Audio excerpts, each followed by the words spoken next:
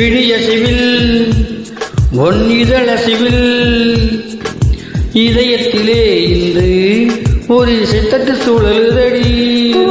புதிய இசை ஒரு புதிய திசை, புது இதயம் இன்று காதல் கிடைத்ததடி.